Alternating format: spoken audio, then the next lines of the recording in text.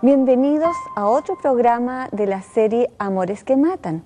Les habla Mary Toman, orientadora familiar, y estoy aquí con mi esposo, el doctor Miguel Ángel Núñez, tratando una serie de programas que tratan sobre la violencia en el hogar. Miguel Ángel, ¿te has dado cuenta que cuando hay violencia en la familia, hay personas, puede ser la esposa, puede ser el esposo, pueden ser niños, que van a denunciar algún tipo de abuso, y a medida que van denunciando, a veces se retractan, otras veces cambian, tergiversan la problemática en la cual están sufriendo? Dime, ¿qué es lo que está pasando ahí? Hay un fenómeno que las personas que no conocen sobre violencia no logran entenderlo. Uno es responder la pregunta, ¿por qué soportan tanto? Fíjate que hay estudios que muestran que la media de tiempo que pasa para que una persona, una esposa por ejemplo, denuncie a un esposo por violencia, a veces va para los 10 años, o sea, 10 años soportando. En el caso de niños, por ejemplo, han sido violentados durante mucho tiempo y a veces cuando son adolescentes o a veces cuando son adultos recién cuentan lo que han experimentado. Entonces, ahí es un fenómeno que los que están afuera, que no entienden, que no han estudiado el tema, empiezan a decir, pero qué raro. Entonces empiezan las explicaciones absurdas. Una de las explicaciones absurdas que da es una explicación que se dio durante mucho tiempo en violencia, que es la explicación del masoquismo. Es decir, les gusta la violencia, les gusta que los golpeen. Es un absurdo. Es un absurdo. O sea, les gusta que los maltraten, les gusta. Eso es un absurdo. La otra explicación fue una explicación que tiene que ver con la aceptación social, es decir, gente que incorporó.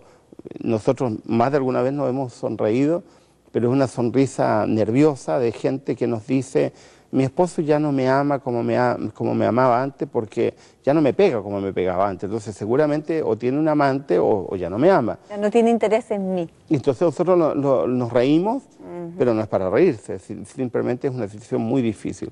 Entonces la primera es que el que está afuera no entiende que eso es evidencia de un problema. El segundo asunto es que hay gente que no denuncia. Tú mencionaste gente que denuncia y después de denunciar se retracta.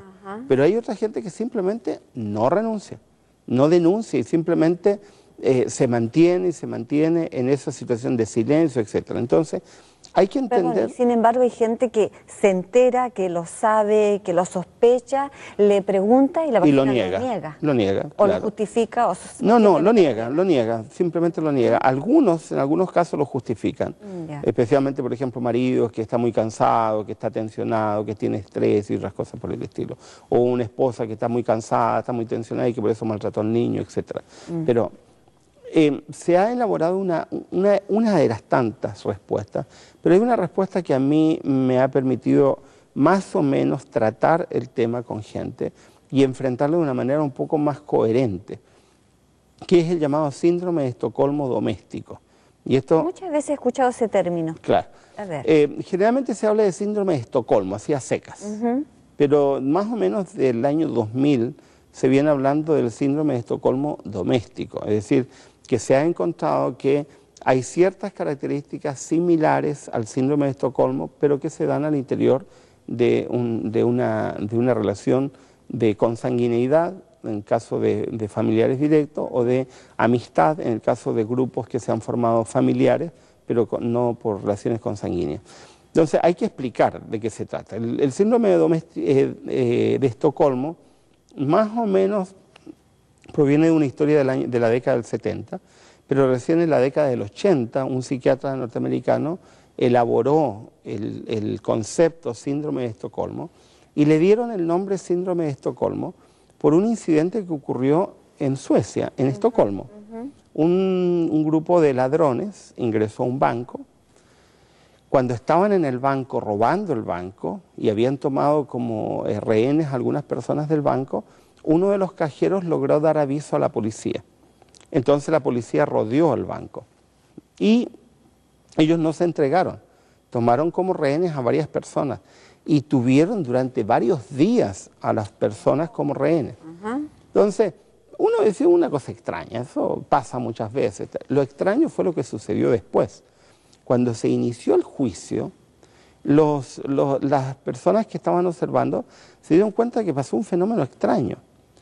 Todos los que habían estado como rehenes se habían convertido en aliados de los ladrones, al grado incluso que algunos de ellos colaboraron con dinero para la defensa de los ladrones. Es un fenómeno. Es un fenómeno raro. Entonces, un psiquiatra descubrió, primero que una cosa, primero se lo tomó como anécdota, nadie le tomó mucha atención. Nadie hizo un estudio. No lo tomaron como una situación así especial, pero la gracia es que un psiquiatra norteamericano encontró que había algunos elementos que se repetían en otras situaciones. Por ejemplo, él observó que pasaba lo mismo con prisioneros de guerra, gente que había estado en campos de concentración que se convertía en aliados de sus verdugos. Claro. Con proxenetas, es decir, prostitutas que se convertían en aliados de los que las abusaban.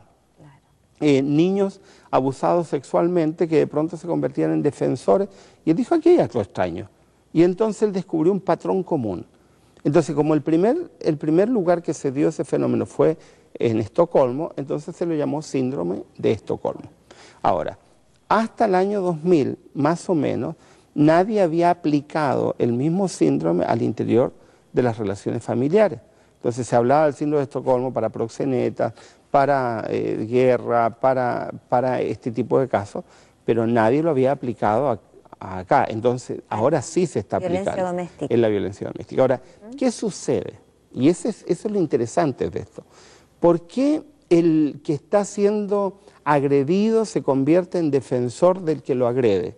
¿Por qué la persona incluso no solamente se convierte en defensor del que lo agrede, sino además se convierte en un individuo que expresa cariño y aprecio, incluso amor, por aquel que lo está agrediendo?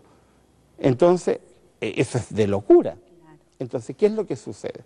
Los especialistas en el tema hablan de una distorsión cognitiva. Es decir, la persona distorsiona la realidad, no ve la realidad tal como es la realidad. ¿Es una alteración psicológica, psiquiátrica? Es en algunos casos psiquiátrico, en general es muy serio. Es muy serio, porque la persona distorsiona la realidad. Ahora, el problema es por qué ocurre. Pero me salta una pregunta. ¿A algún tipo de personalidad les pasa esto Sí. o es algo muy No es generalizado. No es generalizado. Algún tipo de personalidad, gente que tienen ciertas predisposiciones, etc. Pero aquí hay un factor. Fíjate por qué se produce esa distorsión. Sí, en primer lugar, las personas están sometidas bajo amenaza. La amenaza, claro, la amenaza les provoca miedo. La amenaza es tan contundente como para que las personas crean y entiendan que el que los está amenazando va a realizar lo que dice que va a realizar. Es decir, te voy a matar, y la persona llega a creerlo, te voy a agredir, o voy a hacer, y la persona llega a convencerse de que eso es así. Entonces, ¿qué sucede en su mente? Una distorsión. La gente empieza a pensar que si se convierte en aliado, si se convierte en pacífico, si se mecanismo de defensa. De defensa. Pero la persona no lo está racionalizando, simplemente llega un momento donde la persona entiende, nadie me va a ayudar. Entonces, como nadie me va a ayudar, yo tengo que buscar alguna forma de salir de esto. Entonces, ¿cómo lo hacen? Llegan a convencerse que si son aliados del agresor, el agresor ya no me va a agredir, lo cual es falso. Claro. Pero la persona no lo entiende, no lo sabe y no está consciente de esa situación. Pero Miguel Ángel, lo que me llama la atención es que este agresor en un momento determinado está ya libre de ese opresor. ¿Por qué sigue defendiéndolo? Porque ha llegado a tal grado de distorsión cognitiva que llega a convencerse que aunque la persona ya no está al lado, tiene el poder. No te olvides que aquí en violencia, ya lo dijimos en el programa anterior, el componente esencial es el poder, tiene el poder para seguir dominándome o controlándome. Ahora, ya que estamos hablando de esto y transmitiéndole a nuestros amigos que nos están viendo, significa que al estar informado de este síndrome podemos estar más alerta. ¿Me estará ocurriendo a mí algo? ¿Tengo algún grado de este síndrome? Es importante analizarlo, ¿verdad? Bueno, hay dos elementos acá. Uno, estar alerta por si a mí me está ocurriendo y estar alerta si a otra persona le está ocurriendo. Porque uno de los elementos del síndrome de Estocolmo que es muy difícil de tratar es el elemento de la negación. Es decir, la persona está siendo agredida, está siendo maltratada y lo niega. Entonces, ese es un componente. El otro componente de la agresión o del síndrome doméstico es que la persona no tiene conciencia de la situación grave en la cual está y no tiene conciencia de que el maltratador ha logrado un grado de maltrato tal que lo convierte, le da vuelta a su mente y hace que la persona empiece a incorporar la violencia como parte de su vida y llegue incluso a tener afecto. De hecho, en Estocolmo, una de las cosas que sorprendía es que una de las mujeres del banco se enamora de uno de sus agresores. Esto parece como una película, ¿no? Parece una película. Ahora, fíjate, los que son ignorantes del tema y que miran desde afuera, maltratan al agredido diciéndole, tú estás ahí porque quieres. Eso es absurdo. Claro. Nadie es agredido porque quiere. Nadie desea estar agredido, nadie busca estar agredido. Las personas que son agredidas están en una situación que no han buscado, que no han deseado. Por ejemplo, ¿cómo le puedes decir a un niño, por ejemplo, tú estás ahí porque quieres? Entonces, lo que tenemos que entender desde afuera, una cuestión empática, tenemos que entender que nosotros, que no estamos en el problema, tenemos que buscar la manera, con la ayuda de un profesional, con la ayuda de consejería, buscar la manera para que la persona se haga consciente. Claro. Entonces, nunca deberíamos actuar, como a veces, a mí me da mucha pena que a veces nosotros seamos tan fríos en el asunto. De pronto vemos a una mujer, a un niño o a un varón que está siendo maltratado de alguna forma y no está reaccionando, bueno, él está ahí porque quiere, él está ahí porque le gusta. No entendiendo que ha sufrido una alteración de su conducta y que necesita tanta ayuda como otra persona que sí reconoce. Y el problema es que si nosotros no entendemos que el asunto es grave y que esa gravedad podría llevar a una situación mucho más dañina, cuando nosotros no entendemos, terminamos también convirtiéndonos en aliados del maltratador. Claro. Porque de alguna forma le damos más herramientas al maltratador y la persona sigue siendo maltratada. Por lo tanto, lo que nosotros deberíamos entender es, nadie en su sano juicio quiere ser maltratado. Si tú ves a una persona siendo maltratada, tienes que buscar la forma de hacer consciente a esa persona de la situación en que está y hacerte responsable. Por ejemplo, en el caso de un niño hay que intervenir. En el caso de un adulto hay que ayudar a que la persona tome decisiones para salir de esa situación. Tú estás tomando un punto muy delicado, Miguel Ángel. Muchas personas al no ver que a ellos creyendo que no les compete una situación de agresión en un grupo familiar, en un núcleo familiar, dicen, bueno, es la vida de ellos.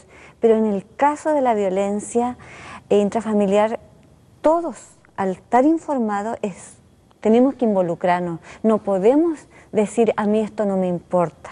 Bueno, uno de los elementos del síndrome de Estocolmo es que las personas llegan a este síndrome porque se convencen de que nadie los va a ayudar. O sea, se convencen de que están solos frente al agresor y que el agresor tiene poder de vida y de muerte sobre ellos y que nadie puede ayudarlos. Entonces, cuando los que están contemplando y viendo esta situación asumen la actitud que tú estás diciendo, de indiferencia, de alejamiento o de simplemente... No me corresponde. Claro, entonces le dan más herramientas al agresor. Ahora, hay un versículo de la Biblia que yo suelo citar que está en el libro de Proverbios, donde el autor de Proverbios dice, vi a él que iba hacia la muerte y no hice nada. Entonces el autor de Proverbios dice, Dios te va a demandar a ti la sangre del inocente porque viste y no hiciste nada. Entonces, tomando ese concepto, yo transmito esta idea. Nadie puede decir, yo soy inocente de una situación que estoy viendo, porque en el momento en que estoy viendo, en el momento en que soy de alguna manera testigo, directo o indirecto, me entero de la situación y no hago nada, en ese preciso instante se cumple lo que dice el versículo y me convierto en cómplice. en cómplice de un delito, porque la violencia doméstica no es un exabrupto, la violencia doméstica es un delito. Yo cometo un delito al maltratar física, psicológica o sexualmente a otra persona. Es un delito. Y como delito tengo que enfrentarlo. Y si yo veo que alguien realice un ilícito y no hago nada, yo soy responsable de lo que se ha realizado. Por lo tanto, aquí hay que hacer conciencia. Es probable que algunos de los que nos están viendo han visto alguna vez violencia. Es probable que alguno de los que nos está viendo en su casa está viviendo esta situación, o es probable que alguno haya experimentado directamente, por ejemplo, escuchó a alguien gritar que lo estaban maltratando, o un compañero de trabajo, un amigo le contó. Si tú dices, esto no me compete, esto es vida privada, esto, perdóname, te haces responsable, y además de hacerte responsable porque te haces cómplice, ayudas a que esa persona desarrolle con más fuerza el síndrome de Estocolmo, porque la persona se autoconvence que finalmente nadie lo puede ayudar. Claro. Bueno, y definitivamente necesitan ayuda profesional. Bueno. Y ahí hay una tarea importante que hacer. Quizás no somos profesionales en un momento, pero podemos guiar a que vayan a una atención. Yo quisiera ir mucho más profundo de lo que tú estás diciendo. En el mundo cristiano suele creerse que todo se soluciona orando. Yo creo en la oración. Creemos en la oración. Creemos en la oración. Yo creo que en la oración hay poder. Pero también yo creo en la acción conjunta de lo humano con lo divino. Hay cosas que nosotros tenemos que hacer, que nos compete a nosotros hacerla, y que nadie más que nosotros la va a hacer, ni Dios la va a hacer. Yo a menudo pongo el ejemplo de Jesucristo y la resurrección de Lázaro. Jesús va hasta la tumba de Lázaro, se para frente a la tumba de Lázaro y les dice a la gente, saquen la piedra. La gente va y saca la piedra, y solo cuando han sacado la piedra, Jesús dice, Lázaro, ven fuera. Claro. Entonces hay una tremenda lección que pasamos por alto. ¿Jesús podría haber quitado la piedra? Por supuesto. Por supuesto. ¿Pero por qué no lo quitó? Porque también espera que el ser humano haga su parte. Porque el ser humano puede quitar la piedra. ¿Qué es lo que puede. ¿qué es lo que las personas no podían hacer? Resucitarlo. Resucitar a Lázaro. Ellos podían quitar la piedra. Entonces yo le digo a la gente, quita las piedras. Claro. Eso te corresponde a ti, el milagro es de Dios. Entonces, en el mundo cristiano, la gente suele decir, bueno, vamos a orar a Dios para que el Señor nos quite esta... No, perdón, no es así. O hacen cadenas de oración para que tal individuo no le pegue tanto no le pegue a su esposa. Eso no funciona. Pero no hacen nada. No hacen nada, eso no corresponde. Se suele decir mucho el dicho, a Dios orando y con el mazo dando. Es decir, ese es tu dicho preferido. Me gusta mucho ese dicho, porque es un dicho que decía mucho mi abuela, pero sí. Haz tu parte y Dios va a hacer lo que tú no puedas hacer. Dios te da sabiduría para que sepas tomar decisiones. Entonces, vuelvo a lo que tú decías recién. El síndrome de Estocolmo doméstico no se soluciona solo con oración. O sea, Dios te puede dar discernimiento, te puede dar fortaleza, te puede guiar, te puede orientar, pero es necesario también buscar la ayuda de gente que ha estudiado el tema, gente que ha vivido también la situación, porque hay gente que ha vivido la situación y ha salido de la situación. Es necesario buscar ayuda. Una de las cosas lamentables de todo este tipo de temas es que, y nosotros lo hemos experimentado muchísimas veces, es que hay gente que se queda años en este tipo de problemas simplemente porque cree que pedir ayuda es poca fe. Que pedir ayuda es como renegar de Dios. Ahora también se corre el riesgo que si pertenecemos a un grupo religioso, a una iglesia, a una denominación, estar contando que mi esposo o mi esposa está siendo abusivo conmigo, nos da vergüenza o qué van a decir los otros si somos cristianos lo que estamos padeciendo. Tenemos que sacar ese velo porque en todas partes... Bueno, la mayoría de los abusadores cuenta con eso. Claro. O sea, los abusadores cuentan con el silencio. En Latinoamérica se ha hecho muy famoso un lema que transmite la división sudamericana y que seguramente la división norteamericana también lo hace, que es rompiendo el silencio. O sea, empecemos a hablar del asunto, empecemos a romper los mitos, y el mito se rompe hablando. Ahora, el síndrome de Estocolmo doméstico se da precisamente porque hay silencio, Claro. porque no hablamos, porque no enfrentamos el asunto, porque No la persona denunciamos. claro, porque la persona se convence, nadie me va a ayudar. Como nadie me va a ayudar, entonces tengo que enfrentar esta situación solo, y no sabe cómo enfrentarlo, y se empieza a producir esa distorsión cognitiva. Yo creo que hay que pedir ayuda a Dios, es importantísimo. Dios va a ponerte bálsamo, te va a ayudar a sanar, te va a dar discernimiento, pero también es importante, es necesario que pidamos ayuda, Claro. que busquemos profesionales competentes. Ahora, no hay que tener miedo. Si nosotros tenemos un miembro de iglesia donde sospechamos que está teniendo alguna situación de esta índole, acercarnos y preguntar. ¿Te está ocurriendo algo? Claro, solamente que aquí hay que ser cautos, porque si no podemos introducirnos en un problema. Toda la literatura sobre violencia intrafamiliar habla de que no hay que confrontar al agresor. Bueno, yo estoy hablando de la víctima. Sí. Entonces hay que ayudar a los agredidos, hay que confrontar al agredido para que el agredido tome decisiones. Exacto. Para que el agredido entienda la situación en la cual está. Pero si yo voy y confronto al agresor sin haber hecho nada más que confrontar al agresor, el agredido sigue viviendo con la persona y por lo tanto Te va... puedes quitar. Obviamente, lo que ocurre normalmente, se produce un mayor nivel de agresividad cuando se confronta al agresor de una manera equivocada. De hecho, en varios países se está incorporando la figura de policía especializada en violencia intrafamiliar, porque en el contexto de violencia intrafamiliar se configuran algunas actitudes o algunos elementos que hacen más serio el problema y más conflictivo. Por ejemplo, el creerse dueño de los hijos o el creerse dueño de la esposa, por ejemplo, y el creer que esto es un grado de intimidad Nadie debe meterse. Nadie debe meterse y otras cosas por el estilo. Ahora, nosotros hemos llegado a la convicción, después de tantos años de trabajar en esto, de que una de las razones por las cuales se da el síndrome de Estocolmo doméstico y por las cuales se mantiene el problema tan grave durante tanto tiempo, es por la complicidad pasiva de tantas personas que escuchan, ven, saben y no hacen nada.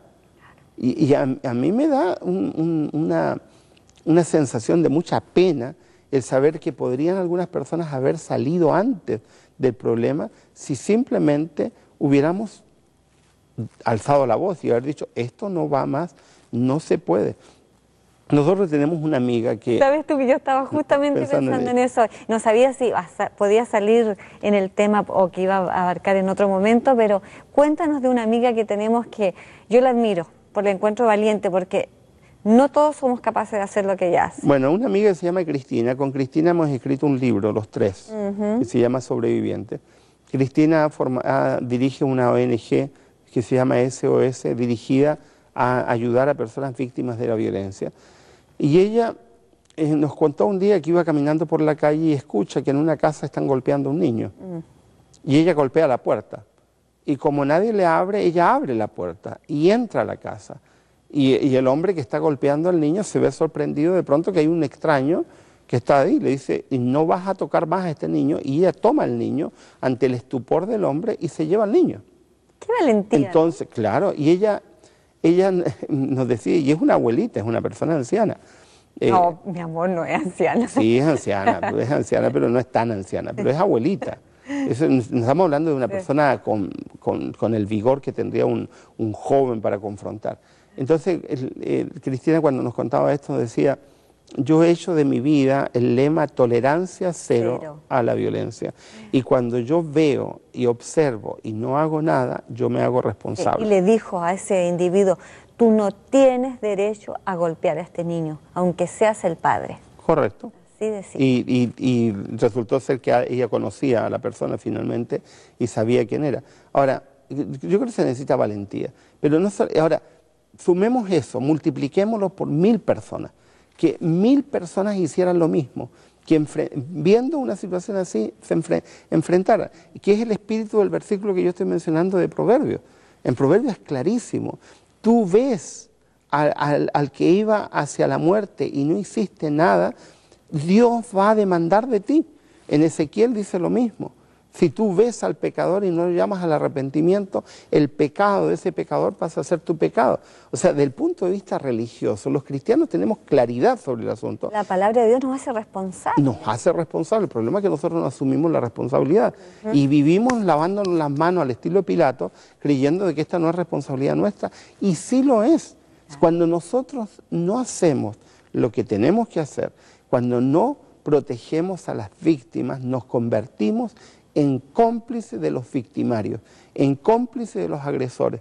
Y en ese caso la Biblia es clara, Dios nos va a demandar a nosotros responsabilidad directa por lo que ha hecho la persona agredida. Así que redondeando, el síndrome de Estocolmo doméstico es un síndrome aplicado específicamente al interior de las personas, del hogar, o de las relaciones familiares o de amistad, de cercanía, de personas que están siendo agredidas y que en ese contexto de agresión empiezan a configurar una distorsión cognitiva, empiezan a pensar que no pueden salir, que no van a salir, le creen al agresor, entonces empiezan en esa distorsión cognitiva a creer que si se convierten en aliados del agresor, de alguna manera van a poder salir de allí.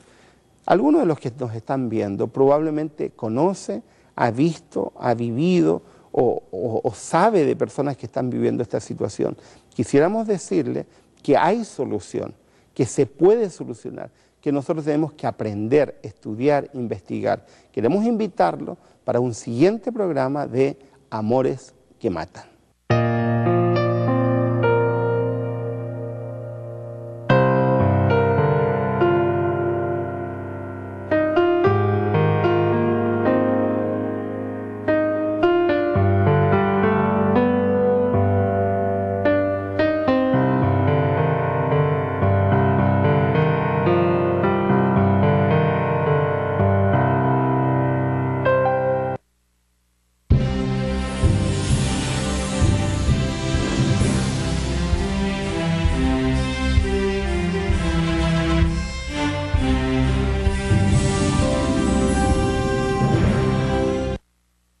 Hola amiguitos de Tres Saben en Latino, les quiero presentar el nuevo libro de colorear titulado Las Maravillas de la Creación, donde podrás estudiar y conocer más de lo que Dios ha creado. Además encontrarás divertidas actividades que estoy seguro que será de bendición espiritual para ti y toda tu familia. Pide tu copia hoy mismo por una donación de $1. También lo puedes pedir al por mayor para compartir con tus amiguitos.